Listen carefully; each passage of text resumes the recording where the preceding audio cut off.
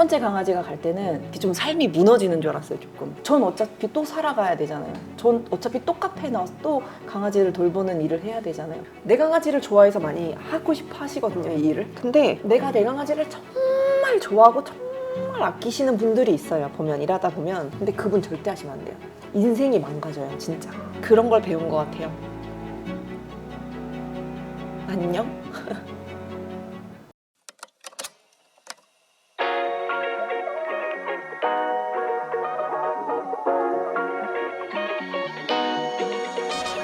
안녕하세요. 창투의 노선욱입니다. 오늘은 애견 카페 창업에 대해서 좀 공부해 보려는데요. 여기 수원에 애견 카페를 10년 이상 하신 저희 고수님 만나러 왔습니다. 요즘 펫팸족이라고 해서 반려동물 키우는 분들이 거의 한 1000만 명 된다고 하던데요. 애견 카페 좀 유망할 것 같은데 또 막상 해보면 어려운 점도 있다고 합니다. 저희 까로맘의 김민진 대표님 모셨습니다. 대표님 안녕하세요. 네, 안녕하십니까. 네, 자기소개 좀 부탁드릴게요. 네. 저는 까로맘을 10년 이상, 지금 한 10, 정확한 횟수로 따지면 뭐 중간중간에 빠지고 나면 한 14년, 15년 정도 된 것 같아요. 되게 미련하게 운영을 하고 있는, 이거를 놓지 못하고 있는 애견 카페 대표 김민진입니다. 아니 10년 이상 뭔가를 한다는 건 정말 대단한 거잖아요. 근데 왜 미련하게 하고 있다고 하세요? 그냥 제가 태어나서 뭔가 이렇게 끈기 있게 해본 적이 별로 없는데, 네. 공부도 그렇고 그다음에 뭔가를 만들어서 하는 것도 그렇고 항상 마무리를 좀 잘 못 짓는다 엄마한테 항상 혼났거든요, 부모님들한테. 근데 뭐라도 하나 좀 끈기 있게 해보고 싶어서 이제 그래도 내 직업은 하나 그래도 끝까지 한번 가보자 라는 생각이 있어가지고 어찌저찌 하다 보니까 이거 하나는 되게 네. 끈기를 가지고 해보고 있어요. 잘 될 때까지 한번 해보고 있어요. 지금 되게 젊어 보이시는데 아, 네. 그러면 거의 한 20대 초반? 이쯤에 시작하신 거세요? 네, 맞아요. 저희 이제 운이 좀 좋았는데, 네. 엄마 아빠가 타르트 카페를 처음에 이제 삼청동에 오픈을 하셨고, 네. 그때 이제 저는 학교 다니면서 반려견을 이제 키우고 있었는데, 그 친구가 저 이제 학교 쉬는 날에 엄마 가게 가가지고 자꾸 일을 하다 보니까 이제 강아지를 보러 많이 오시더라고요, 손님들이. 그러다 보니까 강아지가 있으니까 당연히 우리 강아지도 출입이 가능하겠지라고 많이 데리고 오시더라고요. 근데 그분들을 다 내칠 수가 없어서 그러면 어떻게 해볼까 하다가, 그때만 해도 10몇 년 전에 강아지를 데리고 카페에 갈 수 있는 데가 이렇게 많이 없었거든요. 그러다 보니까 이제 애견 동반이라는 단어도 되게 생소했었어요. 그렇죠. 네, 근데 이제 그냥 동반하는 의미로 그냥 우리도 한번 해보자 해서 되게 작은 카페에서 반려동물 동반 가는 카페로 이제 타르트 카페를 이제 운영을 했었어요. 저 중간중간 개소리가 들어가는 거. 네, 어떻게? 애견 카페니까 양해해 네. 주세요. 네. 그래서 이제 반려동물 동반 가는 카페로 이제 하다가 보니까 한 마리 가지고는 이제 조금 부족한 것 같은 느낌도 들더라고요. 너무 이 한 마리만 가지고 손님들이 막 주물럭 거리니까 얘도 너무 피곤하고 그쵸. 이러니까. 그리고 이제 저도 마침 한 마리를 또 더 키우고 싶으니까 또 두 번째 아이를 또 분양을 받아서 계속 이제 같이 데리고 이제 키우다가, 그러다가 이제 저는 회사 생활을 하고 있었는데, 회사 생활도 이제 그만두고 본격적으로 엄마 옆에서 이제 카페를 같이 이제 애견 동반 카페로 쭉쭉쭉 이어나가다가, 그러면서 저희 집이 1, 2층에 있었는데 1층에 작은 이제 카페를 운영하다가 거기가 이제 2층으로 확장을 한 거예요. 그래서 이제 강아지를 그럼 더 많이 받는 곳으로 하자. 그래서 1층은 반려동물 동반 안 하고 오신 분들이 이용하시게 하고 2층은 반려동물 동반 존으로 이제 하자. 그렇게 해서 이제 운영을 본격적으로 또 시작을 했죠. 회사 그만두고부터. 그때가 한 5, 6년, 네. 그렇게 1층 작은 카페에서 한 5년 정도 있다가 그러고 올라간 게 한 6년부터였을 거예요. 그래서 이제 그때부터 쭉 또 이어지는데, 그렇게 한 1, 2년 있다 보니까 애견 호텔이나 놀이방을 한번 해보는 게 어떻겠냐고 또 누가 물어보시는 거예요. 그래서 그건 또 뭐냐라고 얘기를 했더니 없었으니까, 그런 건 거의 그쵸. 없었으니까. 그래서 여행 가시고 이런 분들이 이렇게 주로 맡기는 데가 좀 필요하다더라. 그때까지만 해도 동물병원, 주로 동물병원밖에 맞아요. 없었어요. 네. 호텔링 정도가. 그래서 그냥 작은 유리관 안에 이제 갇혀서 2박 3일 있다가 가는 정도? 그러면은 이제 우리 가족 같은 분위기로 해가지고 한번 운영을 해볼까 해서 거기서 또 시작을 한 거예요. 애견 호텔링하고 놀이방 정도를. 그렇게 해서 이것저것 사건 사고들도 굉장히 많았어요. 그러면서 그게 전부 다 보완돼서 지금까지 이제 운영이 되어 온 거예요. 그럼 처음에 삼청동에서 타르트 카페 어머니가 네. 하시던 네, 데서 엄마 아빠가 운영하시던 데서. 이제 애견 동반 존을 운영을 네. 하다가 이걸 이제 점점 키워서 이제는 수원으로 해서 좀 더 확장해서 오시게 된 거죠. 그렇죠. 여기 보니까 진짜 엄청 넓더라고요. 몇 평 정도 되는 거예요? 여기는 한 70평 정도 어. 되는 걸로 알고 있어요. 80평 정도. 네네. 그러니까 애견 카페라는 말이 진짜 나온 것도 한 10년 정도 됐을까요? 그러게요. 얼마 안 된 것 같은데. 네, 맞아요. 근데 저희 창덕 고수분들이 다 정말 시장을 거의 개척하신 분들이 많으세요. 뭐 비건도 한 10년 전부터 시작하신 분도 계시고, 또 우리나라에서 뭐 부티크 호텔이란 말을 처음 쓰신 분도 계시고, 대표님도 거의 진짜 없는 시장을 개척해서 여기까지 오신 거잖아요. 개척할 생각은 1도 없었는데 네. 그러게요. 어떻게 하다 보니 여기까지 오긴 했는데 저도 제 인생에서 되게 잘한 행동이라고 생각해요. 지금까지 꾸준히 이어온 거를 미련하지만 그래도 되게 잘한 행동이라고 생각은 하는데 되게 소리에 대한 변수가 많을 거예요. 이건 무슨 소린가요? 아, 이거는 이제 저희 직원들이 운동장이 있다 보니까 네. 너무 넓어가지고 서로 이제 막 소리 지르고 핸드폰으로 아. 하다가 이제 무전기를 이제 다 지급해가지고 네, 무전기로 아. 뭐 해주세요, 뭐 해주세요. 저희는 네네네. 이제 강아지가 밖에 야외에도 있고 실내에도 있다 보니까 저희는 항상 눈이 제일 많이 일을 해요. 그쵸. 그래서 네. 항상 강아지 있는 쪽에는 무조건 한 사람, 적어도 한 사람씩 다 배치되어 있거든요. 근데 맞아요. 서로 소통이 안 돼요. 그래서 이제 무전기를 주고 서로 뭐 해달라고 뭐 해달라고 이제 바꿔달라고 얘기하고 저 화장실 갈래요, 바꿔주세요. 그러면 그렇게 해서 예, 운영하려고 무전기를 해놨죠. 되게 행동 반경이 넓을 것 같아요. 네, 동선이. 넓어요. 네. 네, 맞아요. 그 애견 카페 저도 되게 개 좋아해요. 그래서 동물농장 이런 거 애청하고 자기 전에 꼭 이제 동물 영상 보고 이제 진돗개 저 되게 좋아하거든요. 어렸을 때도 키웠었고. 그래요? 네. 근데 애견 카페를 그래서 저도 되게 기대를 하고 한번 가봤는데 내가 만져주면 좋아할 줄 알았는데 막 맞아요. 짖고 그쵸. 싫어하고 그 유기견 산책 봉사 이런 것도 해봤는데 애가 안 따라오는 그렇죠. 거예요. 맞아요. 그래서 신뢰가 없으니까 안 따라가죠. 네, 그래서 이게 좋아하는 거랑 또 일로 하는 거는 또 다르겠구나 싶었어요. 어떻게 정말 개를 좋아서 시작을 하신 거세요? 그렇죠. 되게 애견 카페 하시려고 하시는 사람 열에 10명은 다 이렇게 얘기해요. 집에 강아지만 놔두고 나는 회사 가는데 회사 간 그 사이 동안 강아지가 너무 혼자 있는 게 싫은 거지. 그렇죠. 분리불안. 그러니까 얘네들이랑 같이 뭔가를 하고 싶다로 처음에 많이 시작을 해요. 그래서 음. 얘네랑 같이 동반해서 가게에서 뭔가 할 수 있는 걸 찾다 보니 이제 애견 카페를 오픈하시는 분들이 그래서 되게 많아요. 근데 이건 제가 해보니까 너무 크게 잘못하고 있는 생각이더라고요. 내가 내 강아지랑 행복하려면 회사 다니시고 주말에 그냥 얘랑 같이 시간을 보내시고 그게 가장 이 아이한테도 행복한 길이더라고요. 보니까 왜 그랬냐면 네. 이제 첫 번째 강아지가 제 20대의 전부였거든요. 근데 그 아이가 이제 10살에 하늘나라를 갔는데 얘는 계속 이제 거의 태어나서부터 한 1년 정도 이후부터는 계속 카페에 있었거든요.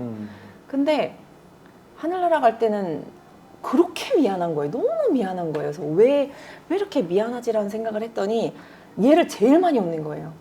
손님 강아지가 오면 얘가 가서 거칠게 대하면 안 돼! 하지 마! 먹지 마! 가지 마! 싸지 마! 오지 마! 다 부정적인 언어만 제가 얘한테 계속 쏟아뱉은 거예요. 그래서 그게 너무 미안한 거예요. 그래서 또 근데 이 직업을 또 하려면 또 멘탈이 또 강해야 돼요. 웬만한 그 욕과 변수에 되게 그냥 무던하게 넘어갈 줄 또 알아야 되거든요. 근데 첫 번째 강아지가 갈 때는 이렇게 좀 삶이 무너지는 줄 알았어요, 조금. 그랬는데 얘가 가고 그 다음에 또 아이들이 또 가고 하면서 그래, 어차피 나도 언젠간 가는데 그냥 얘도 갈 때가 돼서 가나 보지라는 생각을 하면서 미안해하지 말자라는 생각을 했어요. 그래서 첫 번째 아이한테 너무 미안하고 내 삶이 흔들릴 정도로 너무 그런 불안정한 생활을 잠깐 했었어서 그러지 않으려고. 왜냐면 전 어차피 또 살아가야 되잖아요. 전 어차피 또 카페에 나와서 또 강아지를 돌보는 일을 해야 되잖아요. 그렇기 때문에 한 아이가 가고 나머지 애들 10마리가 너무 제 시야에서 벗어나 버리는 거예요, 자꾸. 그래서 내가 어차피 일을 그만두지 않는 이상은 내가 내 멘탈을 잡지 않으면 나머지 10마리가 너무 힘들겠구나라는 생각에 갔으면 오케이 끝. 그 다음에부터 잘하자. 그래서 그 다음에부터는 되게 정신 다듬고 잘 해줬거든요. 근데 이제 그 두 번째 아이가 또 가고 그러면서 이제 그냥 이렇게 가기 전에 편지를 쓰라고 하더라고요. 그 장례식장에서. 거기다 뭐라고 썼냐면 딱 하나 썼어요. 다시는 만나지 말자. 미안했다. 그래서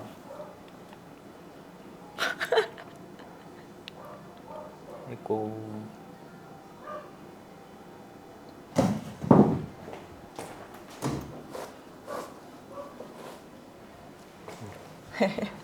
아, 이 얘기할 때 하지 말 않고 싶었는데 아니 저도 참 그거 무서워서 개를 못 키우겠어요, 진짜. 근데 꼭 하고 싶었어요. 왜냐면 네. 내 강아지를 좋아해서 많이 하고 싶어 하시거든요, 이 일을. 근데 내가 내 강아지를 정말 좋아하고 정말 아끼시는 분들이 있어요. 보면 일하다 보면 네. 와, 이분은 이 강아지 떠나면 어떻게 살지라는 분들이 계시거든요. 근데 그분 절대 하시면 안 돼요. 인생이 망가져요, 진짜. 얘가 떠나가고 나서의 그 후회감이 어마어마해요, 정말. 그래서 어느 정도 단단하고 어느 정도 이제 멘탈이 좀 세신 분들이 했으면 좋겠는 거예요, 이 직업을. 그래서 이제 다 그래. 갈 애들은 이제 가고 나머지 있는 애들한테 잘해야지. 내가 있는 한은 그렇게 하고 이제 계속 일을 꾸준히 이제 하고 있는 거죠. 그러면서 그런 걸 배운 것 같아요. 안녕? 그냥 그걸 제일 많이 배웠어요. 참 이게 좋아하는 거가 일이 되면 좋을 것 같은데 덕업일치가 돼서 그쵸. 좋을 것 같은데 막상 현실은 또 너무 다르더라. 달라요. 예. 네, 너무 달랐어요. 그래서 그냥 그래, 그래도 내 옆에 있는 한은 그래도 즐겁지 않았니? 라는 생각을 많이 갖고 있어요. 그래서 그 친구들 생각하면 그냥 너무 고맙기도 하고 저한테 너무 많은 기회를 줘서 그 아이 덕분에 방송 출연이라는 것도 해봤었고 그리고 그 친구들이 막 방송 나가서 다른 것 아무튼 그 친구들 덕분에 다른 경험을 되게 많이 했어요. 그 친구들이 옆에 있었기 때문에 이 일을 여기까지 이제 이어올 수도 있었고 그리고 제가 초반에 그 친구들을 선택하지 않았으면은 여기까지 못 왔을 것 같아요. 근데 제가 특정 견종을 선택했기 때문에 저는 개 키우는 게 되게 쉬울 줄 알았죠. 되게 쉬웠어요. 되게 수월했어요, 우리 애들이. 근데 이제 불특정 다수의 강아지를 받으면서 다른 견종들을 이제 받고 와, 얘 뭐지? 야, 걔를 어떻게 이렇게 키울 수 있지? 얘네들이 다 이런가? 그러면서 저희 애들이 말고 다른 애들이 왔을 때 진짜 물음표가 한 500개 떠드는 거예요, 머릿속에. 내가 알고 있었던 걔가 아닌 거예요.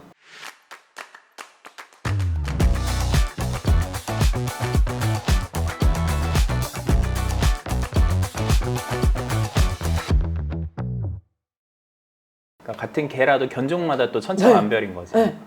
원래 어떤 견종을 키우셨어요? 저는 셔틀랜드 십독이라는 견종을 키웠어요. 근데 얘는 단점은 털이 많이 빠지는 거, 좀 짖는 거 말고는 거의 없었어요. 그래서 이제 그냥 항상 그 정도로만 해서 키웠다가 갑자기 이제 뭐 예를 들어 초반에 삼청동에 있을 때는 이제 스피츠가 왔는데 너무 싸나운 거예요. 그래서 이제 그런 싸나운 애들 그러면서 이제 훈련을 많이 그때부터 공부를 많이 했었어요. 카페를 하려면 내 마음도 단단해져야 되지만 내가 좀 강한 모습을 보여주지 않으면 얘네들이 되게 무시를 하겠다라는 생각을 또 그때 했어요. 왜냐면 초반에 이제 오면 그 매너벨트라는 걸 또 채워요, 남자애들은. 그게 뭐예요? 수컷들은 여기저기 마킹하지 말라고 매너벨트라는 걸 허리에 이제 생식기 쪽에 이렇게 감싸주는 기저귀거든요. 기저귀. 네. 근데 이제 그거를 남자애들은 좀 필수인데 이렇게 채우다가 물리는 순간이 되게 많아요. 우리 개는 안 문대요. 저 제일 무서운 말이 저희 개는 안 물어요. 그래갖고 정말요? 이제 하고 했는데 그래서 모르고 강아지 머리를 이렇게 놓고 이렇게 감싸다 보면 이제 엄청 물려고 하죠. 그래서 그래서 그때 또 느꼈던 게 저희 개는 안 물어요. 그거였고. 그래서 그런 견종별로 너무 다르기 때문에 근데 제가 이미 그만두기엔 너무 많이 왔어요. 그때는. 그래서 그냥 와 얘네들이 있으면 이런 애도 있구나 해서 이제 수원까지 왔는데 여기서 여기까지 아니고 여기서 정말 우주 밖에까지 있는 거예요. 강아지 강아지들의 특성들이. 그래서 이 강아지들의 특성들을 많이 알아야 되겠다 해서 견종백과를 다시 꺼내서 다시 공부를 하기 시작을 했어요. 그렇게 해서 새로 이제 최근에 공부를 또 했었던 건 리트리버였어요. 또 리트리버는 좀 유명한 견종이잖아요. 그쵸. 네. 딱 뭐 어떤 단어가 제일 먼저 떠올라요? 사람 되게 좋아하고 물 좋아하고 순하고 네. 네, 뭐 맹인 안내견하고 맞아요. 이렇게 얘기를 하거든요. 네. 맹인 안내견이 골든 리트리버일까요? 라브라도 리트리버일까요? 이렇게 질문하면 다들 몰라요. 근데 라브라도 리트리버는 털이 좀 짧은 아이들, 골든 리트리버는 털이 긴 아이들. 네, 생긴 이거는 거는 생긴 좀 건 다르죠. 차이가 있죠. 근데 라브라도 리트리버가 맹인 안내견을 되게 많이 해요. 마약 탐지견들도 하고. 왜 그러냐면 이 라브라도 리트리버들은 공과사 구별을 할 줄 알아요. 근데 골든 리트리버는 공과사 구별이 안 돼요. 그래서 저한테도 이제 영상이 몇 가지가 있는데 가자, 빨리 가자, 빨리 와. 이게 뭐야? 빨리 가자. 진짜. 너 나. 집에 가자. 리트리버. 가장 사고 많이 치는 게 골든 리트리버. 네, 라브라도 리트리버는 야 이러면은 하고 이렇게 가는 아이들. 골든 리트리버는 그런 게 없어요. 그냥 마냥 야 왜? 이런 스타일이거든요. 그래서 이제 아무튼 수원에 와서는 골든 리트리버에 대한 진짜 환상이 다 깨져버렸어요. 오히려 되게 좀 케어하기 어려운 견종이다. 맞아요. 근데 다들 너무 순하다고만 생각하셔가지고 좀 걱정돼요. 그 지금 그 동물 관련 자격증도 많이 공부를 하셨나 봐요. 동물행동 상담사, 반려동물 행동교정사, 반려동물 관리사 1급, 동물 매개 심리 상담사, 반려동물 장례 지도사 1급, 반려견 스타일리스트 3급. 네. 와, 이 자격증 다 따신 거예요? 이거는 근데 되게 지금까지 생활한 걸로 시험을 봤었는데 네. 다 붙었긴 했거든요. 근데 왜 그랬냐면 딴 이유 중에 하나는 이렇게 좀 점점 제가 확장이 된 거잖아요. 제가 점점 네네. 시간이 지나면서 성장을 하신 거죠? 네, 저도 성장을 했고 가게도 성장을 했잖아요. 그 점점 큰 공간으로 오다 보니까 많은 분들한테 나 이런 사람이에요 라고 얘기를 할 수 있는 것들이 이런 것들밖에 없는 거예요. 저를 알고 있는 많은 사람들, 저를 이때까지 많이 봐주셨던 분들은 김민지는 저렇게 하시는 분이야. 김민지는 저렇게 해. 그렇기 때문에 나는 믿고 강아지를 맡겨. 이건데 정말 나를 처음 본 사람들한테는 내가 뭘 어떻게 설명해야 될지를 모르겠는 거예요. 이제 그래서 책도 썼고 이제 제가 약한 부분들을 좀 보완하려고 했었던 것들 중에 하나가 그런 거였어요. 무슨 책을 쓰셨어요? 네, 금쪽 이게 금쪽 같은 개새끼. 네, 까로맘의 금쪽 같은 개새끼를 냈죠. 그래서 지난 그 삼청동에서의 그 10년을 책으로 냈죠. 제가 오다 보니까 개가 한 10마리 정도 있는 것 같아요. 지금 유치원이요? 네, 몇 마리 있어요? 지금 저희 유치원은 46마리 정도 됐고 네, 항상 그렇게 얘기해요. 46마리가 있지만 얘네들이 한 달에 10회권이거든요. 네. 한 달에 10회 정도 이제 오는 그 금액인데 그 횟수인데 다 같이 등원하는 날은 없으니까 일주일에 2-3번씩만 오면 되니까 항상 돌아가면서 애들이 와요. 제가 굳이 이렇게 정하지 않아도. 제가 정말 잘 몰랐네요. 그러니까 그 강아지 유치원인 거죠. 네. 그럼 지금은 이제 각자 가정에 있고 집에 네, 있고. 맞아요. 근데 아침에 이제 출근하시면서 여기 맡겨놓고 맡겨놓고. 가시는 거죠? 네, 그러면 오늘 등원한 친구들이 여기 있는 거죠, 지금? 네, 맞아요. 그렇구나. 그러면 이제 월 회비를 받으시는 거예요? 그쵸. 유치원비를 네. 네, 유치원비인데 얼마 정도씩 받으세요? 저희가 소형견들은 이걸 이렇게 설명드려도 되나? 5회, 10회, 30회권이 있거든요. 네. 이제 5회권을 끊으면 1회당 3만 원이에요. 네. 근데 10회를 끊으면 회당 28,000원. 그다음에 30회를 그렇죠. 끊으면 회당 25,000원. 요렇게. 아, 이렇게 회당 가격으로 하는 그리고 이제 5회나 10회 끊으면 한 달 내 소진, 이제 30회 끊으면 3개월 내 소진. 헬스장 같은 그런 개념이에요. 그래서 지금 회원이 한 40명 네, 정도 있다. 46마리 정도 돼요. 그 정도면 운영이 되나요? 뭐 좀 다른 또 부가 수익이 있으세요? 그것도 있고 카페 수입, 그 주말에는 카페 수입도 있고 그다음에 이제 미용 수입도 미용, 있고 그리고 잠깐 맡겨놓고 어디 가시는 이제 그런 놀이방 개념도 있고 그리고 이제 그 장기 투숙하는 호텔링도 있고. 네, 명절이나 뭐 그런 시즌 중에 휴가 때 뭐 이럴 때 맡기고 가는 호텔링 서비스도 있고 호텔링은 얼마 정도예요? 호텔링 소형견 기준으로는 1박에 4만 원이에요.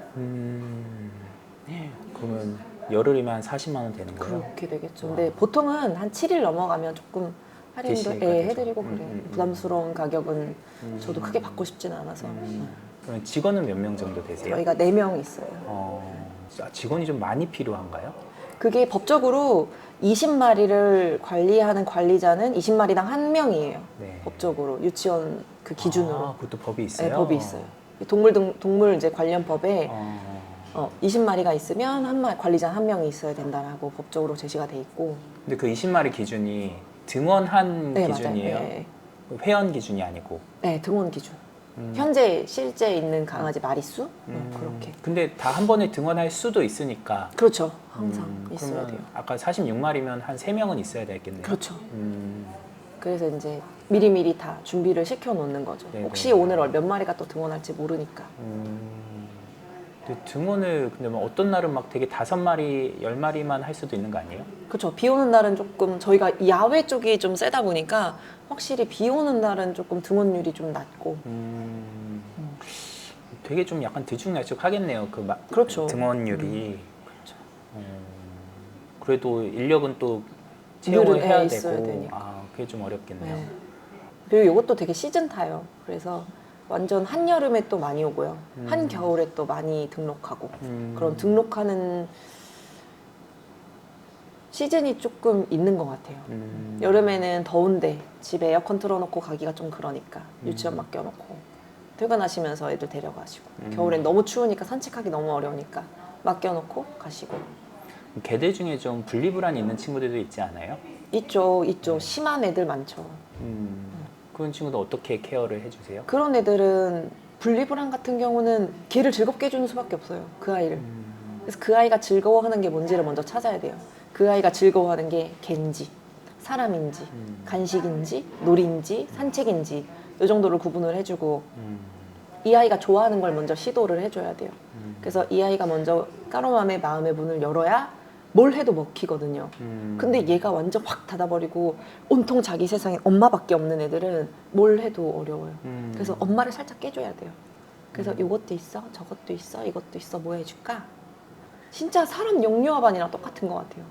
안 들어간다고 막 바닥에 차작 붙어있는 애들도 있고 그래서 그런 애들 이렇게 딱 떼갖고 이제 들어가면 저도 마음이 좀 불편하죠. 그럼 이제 그 순간 저한테 목표가 생기죠. 얘가 뛰어들어오게 만든다 내가. 내가 여기 골목이 저희 입구부터 있잖아요. 저희 까르맘에 오는 애들은 저기서부터 내가 뛰어오게 만들 거야. 항상 이제 그런 생각을 하고 선생님들한테도 그 얘기를 해요. 네. 그래서 얘 걸어 들어오게 하는 게 목표야. 막 이렇게 얘기하면 알겠다고. 그래서 각자 선생님들이 맡아서 이렇게 좋은 걸 해줘요. 막 가서 간식도 줘보고 공도 줘보고 같이 뛰어도 보고 산책도 갔다 오고 그렇게 해서 여러 가지를 해주는 편이죠 저희는.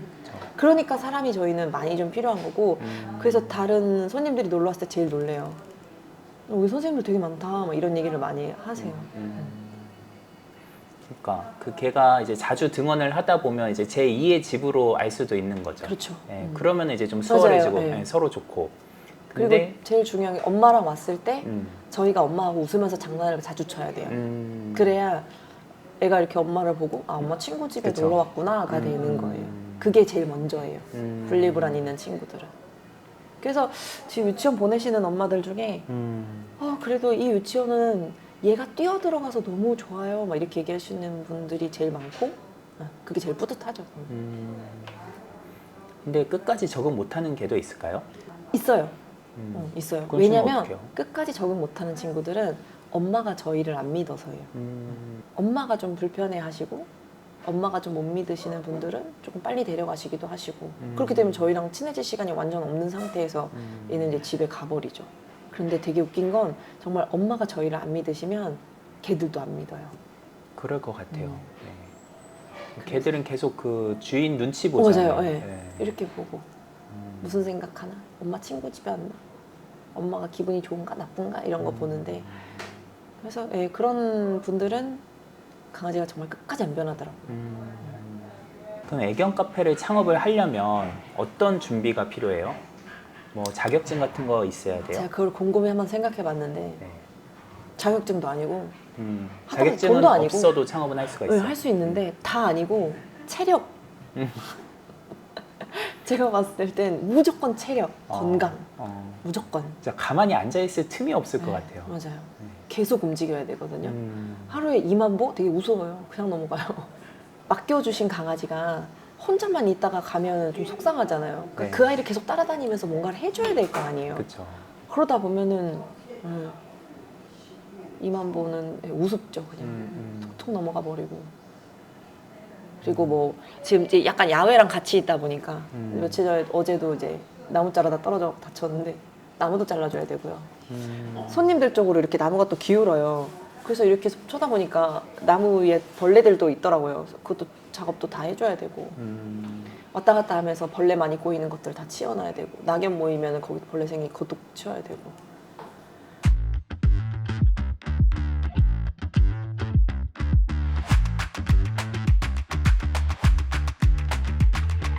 One, two, three, yeah.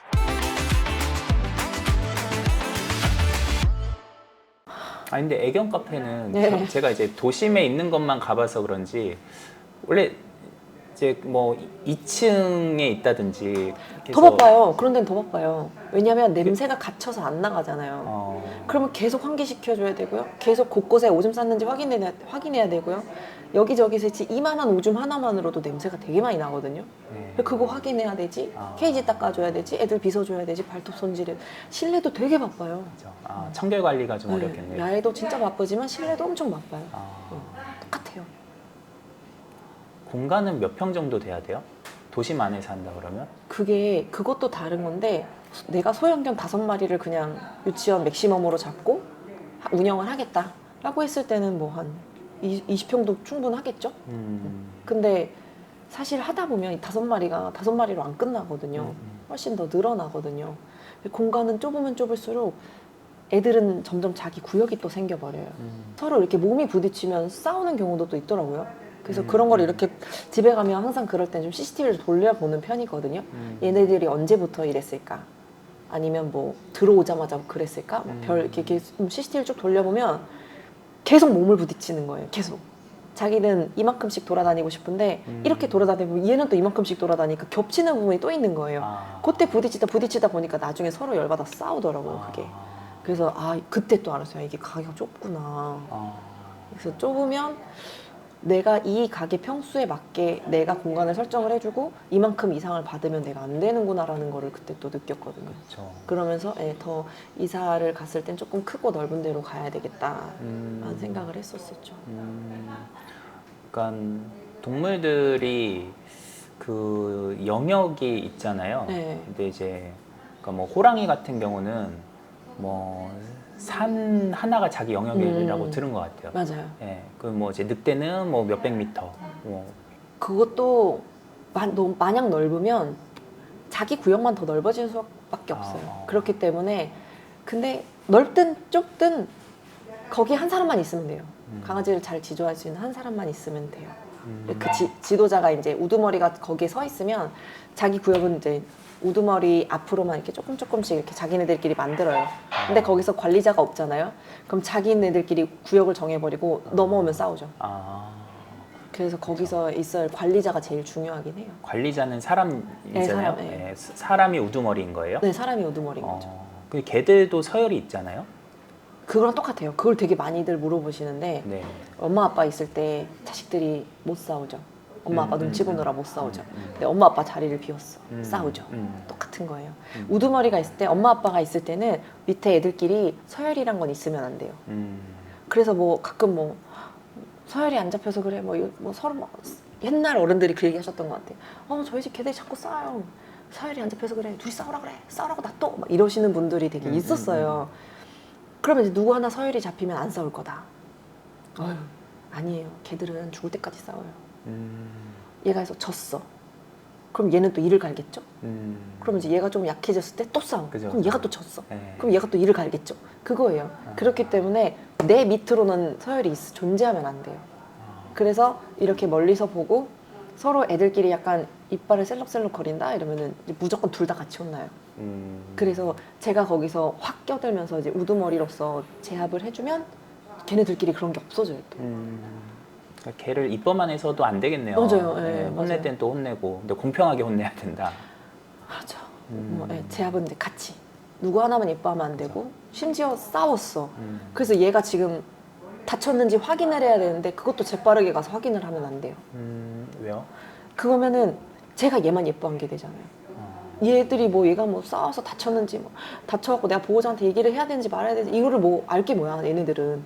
그러니까 내가 얘를 누구를 제일 먼저 만지느냐에 따라 또 애들끼리 또 싸움이 더 서열을 또 커지기도 느껴요. 하고 담잠해지기도 하고 그래요.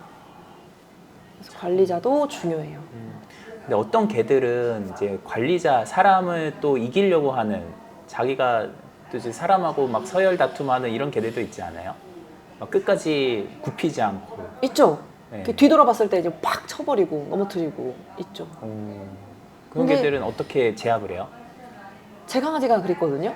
자기가 이제 어느 정도 머리가 커지고 등치도 커지다 보니까 이렇게 그냥 나는 여느 때와 다름없이 산책을 하고 있었는데 이렇게 허리끈을 이렇게 메고 가고 있었거든요.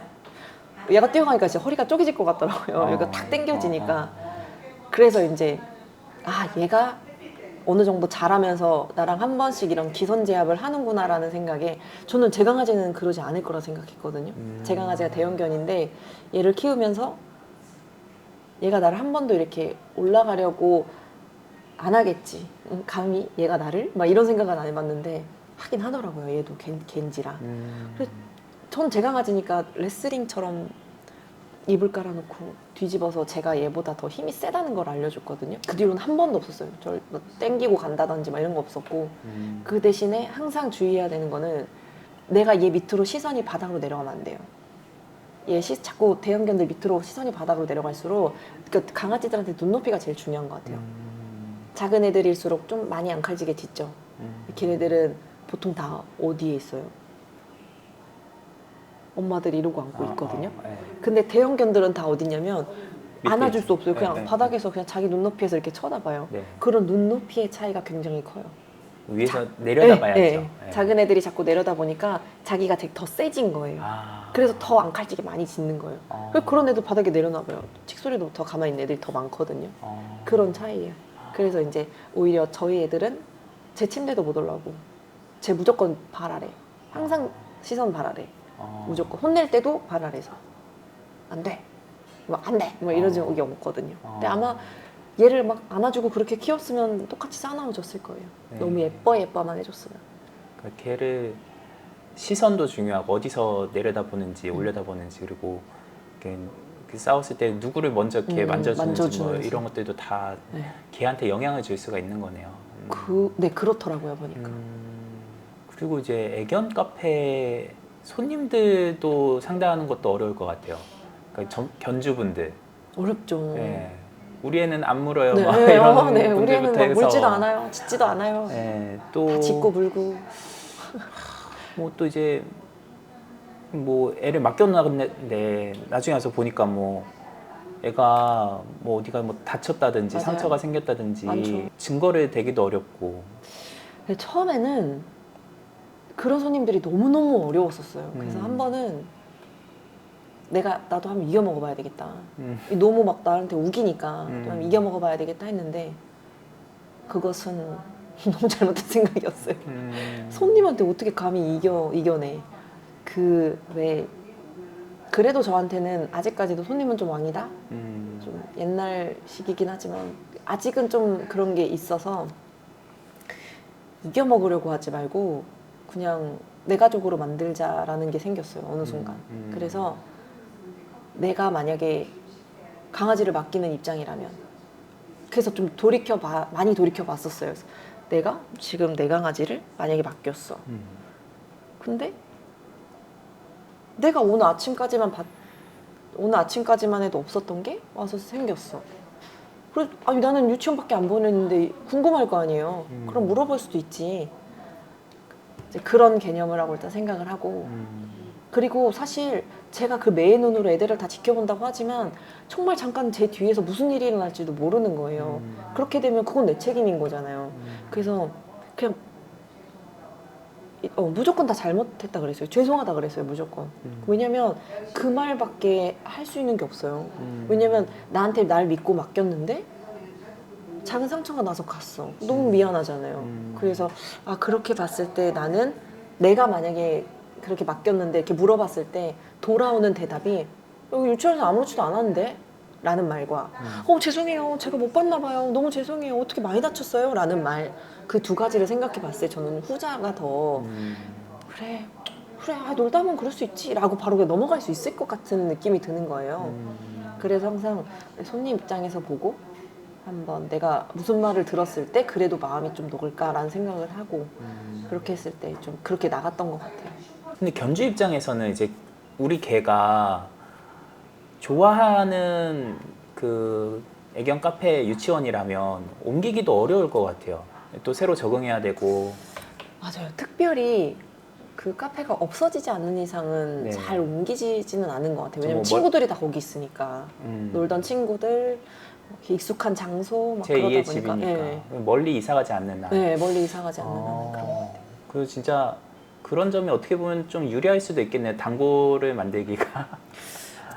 근데 그쵸. 근데 단골이 되는 것도 그 과정 자체가 이렇게 쉽진 않죠.